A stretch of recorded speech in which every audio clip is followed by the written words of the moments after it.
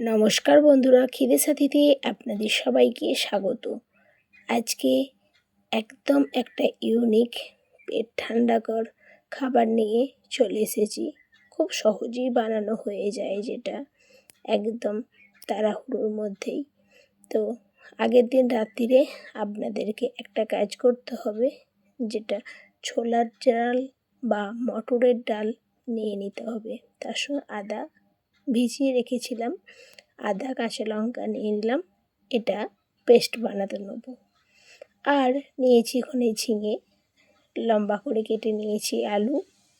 এবার ডালটা আপনাদের পেস্ট হয়ে গেলে বেশ ভালো করে এটা ফেটিয়ে নিতে হবে। আমি এটা স্পুন দিয়ে ফেটিয়েছি, আপনারা প্রয়োজন পড়লে হাত দিয়েও ভালোভাবে ফেটিয়ে নিতে পারেন। এবার যখন ফেটানো হয়ে যাবে তখন এটা সাইডে রেখে দেবো। তারপর কড়াই তেল দিয়ে একদম ফোড়নে সামান্য একটু কালো জিরে আর শুকনো লঙ্কা দিয়েছি। এটা সর্ষের তেলেই বানাবো। আলু আর ঝিঙে সমস্তটা কড়ার মধ্যে দিয়ে দিয়েছি। দিয়ে এখন বেশ ভালো করে একটু নাড়াচাড়া করতে হবে, যেন ঝিঙেটাও একটু ভাজা হয়ে যায় আর এদিকে আলুটাও একটু ভাজা হয়ে যায়। এবার এটা রেস্টে রাখার পর আবার 1 চামচ নুন দিয়ে দিয়েছি, আপনারা পরিমাণ মতন দেবেন। ভালো করে আবারও একবার ফেটিয়ে রেখে দিলাম।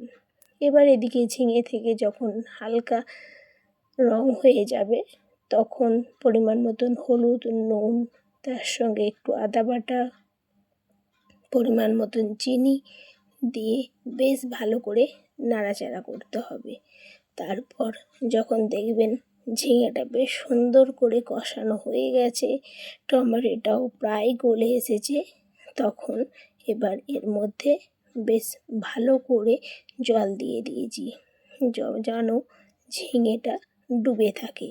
এই সময় যখন দেখবেন আপনাদের ঝোলটা ফুটে উঠেছে তখন বড়ার আকারে এই ডালটাকে সুন্দর করে জলের ওপরই দিয়ে দিতে হবে। এই সময় গ্যাসের আঁচটা একেবারেই ফুল ফ্লেমে রাখবেন। তারপর সুন্দর করে উপরে ঢাকা দিয়ে দিয়েছিলাম। দেখুন সুন্দর হয়ে গেছে না বড়াগুলো, একদম তেল ছাড়া বড়া।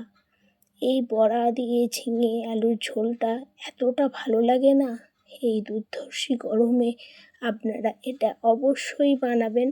আর যারা ডায়েট করছেন তারা জাস্ট একটু আলুটা অ্যাভয়েড করে নেবেন, ব্যাস সুন্দর খাবার একদম রেডি। গরম ভাতে আর কি চাই বলুন। এরকম রান্না দেখতে হলে খিদে সাথীর পাশে থাকতে হবে।